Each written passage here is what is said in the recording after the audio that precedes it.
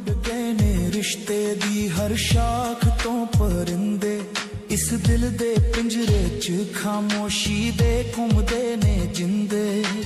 तू की समझेगा मेरे उजड़ जान दी दास्तान वे, तू ते आया सी 2 दिन दा इस रूह च मेहमान वे।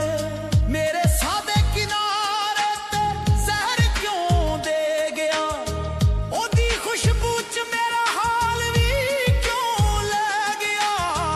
मेरी रूह दी गली च तेरी याद दा पहराए, तू लिख दे महताब क्यों दर्द हद तो गहराए। बदल गए रंग साडे रिश्ते दे क्यों